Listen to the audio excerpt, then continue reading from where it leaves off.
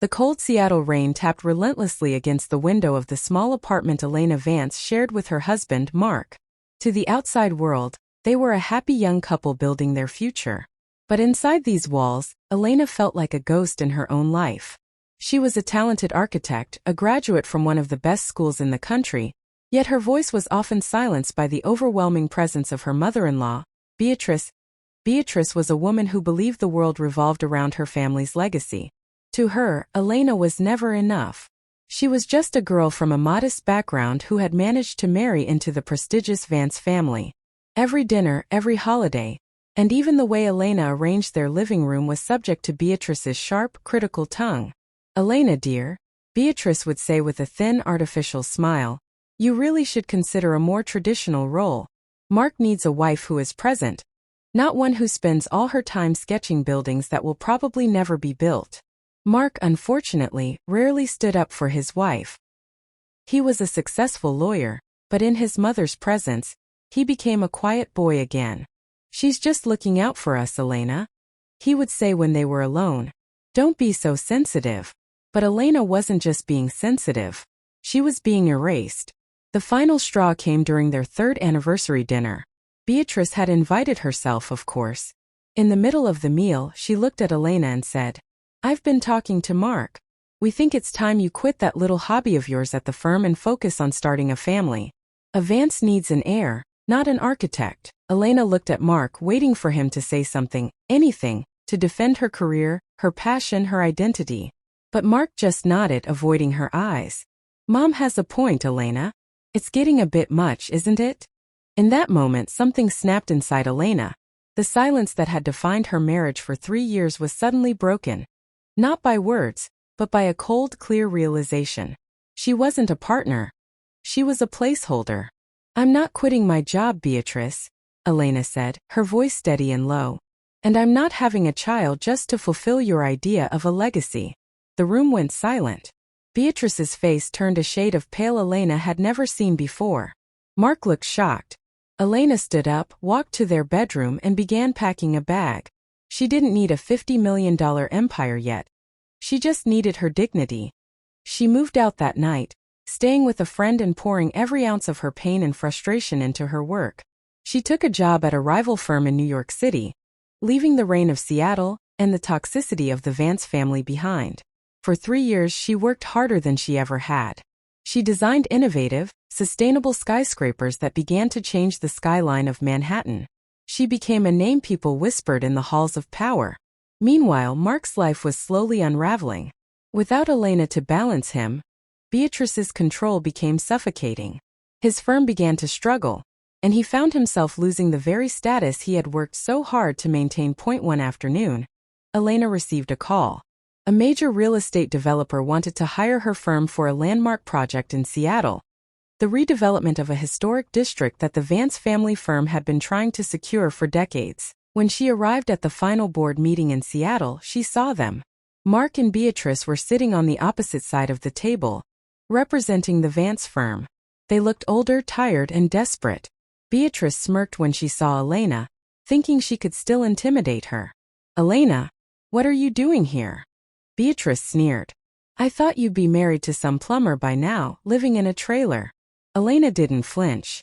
She sat down, opened her laptop and began her presentation. She showed them designs that were so revolutionary, so beautiful, and so economically sound that the board members were visibly impressed. She spoke with a confidence that left Mark speechless. When the board announced their decision, they didn't just choose Elena's firm. They praised her personally as the visionary behind the project. As the meeting adjourned, Mark approached her. "Elena, I didn't know you had become so successful. Maybe we could talk about us." Elena looked at him, then at Beatrice, who was fuming in the corner. "There is no us, Mark. You chose your mother's approval over your wife's dreams. And Beatrice," Elena turned to the older woman, "you said my buildings would never be built. Look out the window in 2 years. You'll see exactly what a modest girl can achieve." Elena walked out of that room, not with a desire for revenge, but with the quiet satisfaction of a woman who had reclaimed her power. She had built a legacy of her own, one that didn't require anyone's permission. Years later, Elena bought the very building where Mark's struggling firm was located. She didn't fire him. She simply sent him a note that said, "I hope you finally found your voice. I found mine." Her story became a legend in the industry. A tale of how setting boundaries and believing in oneself can lead to a success far greater than any inheritance. Elena Vance wasn't just an architect of buildings. She was the architect of her own destiny. The first few weeks in New York were a blur of sirens, bright lights, and the overwhelming feeling of being a small fish in a vast, indifferent ocean. Elena lived in a tiny studio in Brooklyn, a far cry from the spacious, curated apartment in Seattle. But for the first time in years, the air she breathed felt clean. There was no Beatrice to criticize the way she made her coffee, and no Mark to tell her to just ignore it. She spent her days at Sterling and Associates, a firm known for its cutthroat environment and brilliant designs. Her boss, Julian Sterling, was a man of few words and high expectations. On her first day, he handed her a stack of blueprints for a midtown project that 3 senior architects had already failed to crack. "Fix it," he said, not even looking up from his desk. "Or don't come back tomorrow." Elena didn't sleep that night. She spread the blueprints across her floor, the city lights reflecting off the glossy paper. She saw the flaws, the lack of natural light, the inefficient use of space, the soulless facade. She began to draw not just a building but a space where people could actually live and breathe. She incorporated vertical gardens and light wells that reached the lowest floors. When she presented her changes to Julian the next morning, he stared at the drawings for a long time. The silence in the room was deafening. Elena's heart hammered against her ribs. "This is ambitious," Julian finally said, his voice gravelly. "It's expensive, but it's right. Get to work." That was the beginning of Elena's rise. Over the next 2 years, she became Julian's right hand. She wasn't just the girl from Seattle anymore. She was the architect who saved the Midtown project. Back in Seattle, however, the Vance family was facing a different kind of reality. Without Elena's quiet influence, the tension between Beatrice and Mark had reached a breaking point. Beatrice had pushed Mark to take on risky investments to maintain their lifestyle. Investments that were now failing. Their firm, Vance & Sons, was bleeding money. Mark often found himself staring at the empty chair in his office where Elena used to sit. He remembered the way she would gently suggest a better way to handle a client, or the way her eyes would light up when she talked about a new design. He realized, too late, that she hadn't just been his wife. She had been the foundation of his success. One evening, Beatrice stormed into his office. "Mark, we need to sell the summer house in the Hamptons. The bank is calling again."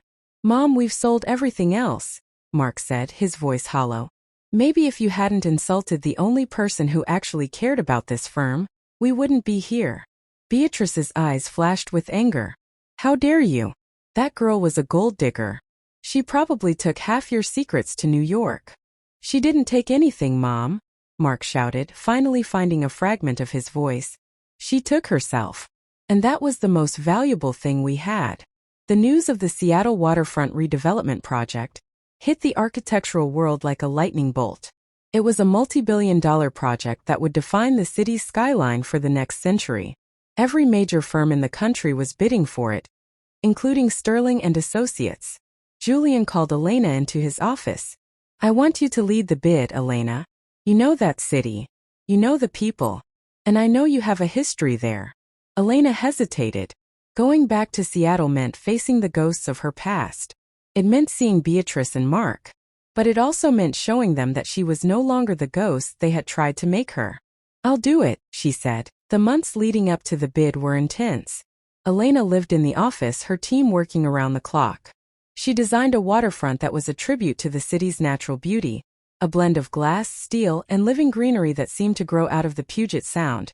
When the day of the final presentation arrived, Elena walked into the Seattle City Hall with her head held high. She wore a tailored charcoal suit, her hair pulled back in a sharp professional bun. She looked like power personified. The waiting room was crowded with the elite of the architectural world, and there in the corner were Mark and Beatrice. They looked out of place, their clothes slightly dated, their expressions tight with anxiety. When Beatrice saw Elena, she let out a sharp, mocking laugh. "Well, look who it is. The runaway bride. I suppose you're here to fetch coffee for the real architects." Elena didn't even stop walking. She looked Beatrice straight in the eye and said, "Actually, Beatrice, I'm here to take the project you've spent 40 years dreaming about. Good luck. You'll need it." The presentation went perfectly. Elena spoke for 45 minutes, her voice clear and commanding. She didn't just show them a building. She showed them a future. When she finished, the board members stood up and applauded, a rare occurrence in such a formal setting. Mark and Beatrice's presentation followed. It was uninspired, a rehash of old designs that had worked in the 90s, but were now obsolete. The board's questions were sharp and critical. Mark stumbled over his answers, his eyes constantly darting toward Elena, who sat in the front row, a calm smile on her face. The announcement came an hour later. The City of Seattle is proud to award the waterfront redevelopment project to Sterling and Associates, led by Chief Architect Elena Vance. The room erupted. Reporters swarmed Elena, cameras flashing. In the chaos, she saw Mark and Beatrice trying to slip out the back door. "Mark! Beatrice!"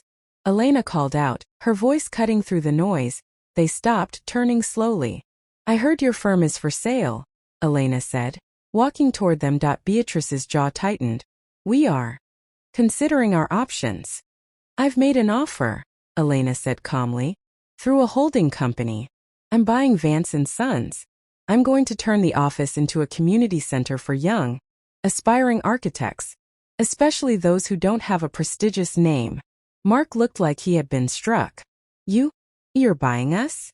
"I'm saving the legacy you were so worried about, Beatrice," Elena said, looking at the older woman. "But I'm doing it on my terms. You're retired now. And Mark, you can stay on as a junior consultant if you like. But you'll be reporting to me." Beatrice tried to speak, but no words came out. For the first time in her life, she was truly silenced. Mark looked at Elena, a mixture of regret and awe in his eyes. "You really did it, didn't you?" "No, Mark," Elena said, turning to walk away. "I didn't do it. I am it. And I don't need your validation anymore." As she walked out into the crisp Seattle air, the sun finally broke through the clouds, reflecting off the water she was about to transform. Elena Vance was no longer a ghost.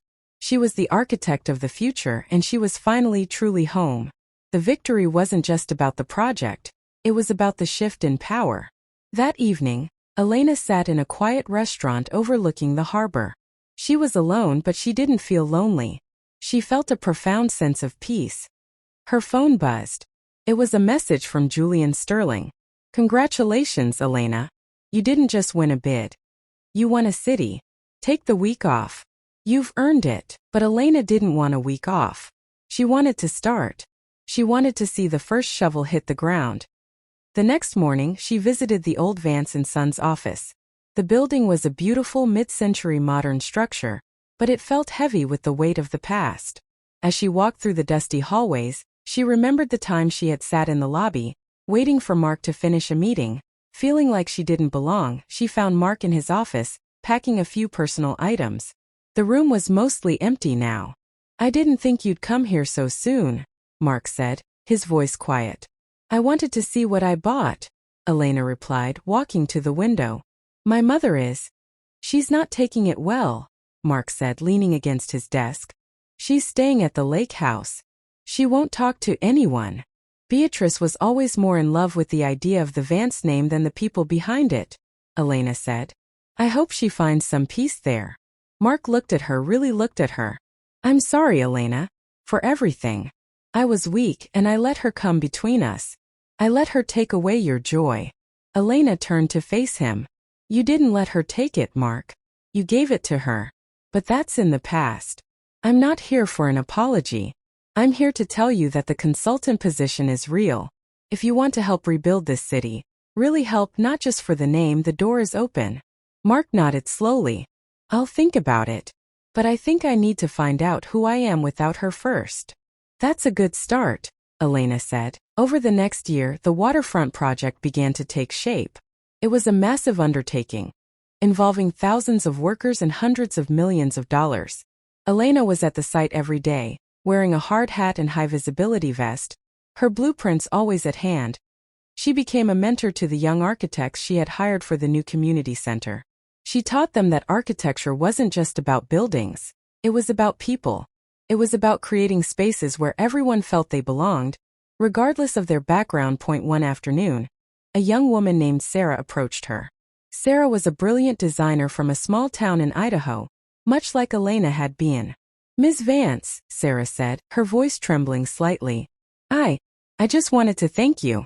My family told me I was wasting my time coming here. They said I should stay home and marry the local mechanic. But seeing what you've done, it gave me the courage to stay." Elena smiled, a warm, genuine smile. "Sarah, never let anyone else draw the blueprints for your life. You're the architect. You decide where the walls go." As the grand opening of the waterfront redevelopment approached, Elena received one final letter. It was from Beatrice. "Elena," it began, the handwriting shaky but still elegant. "I watched the news last night.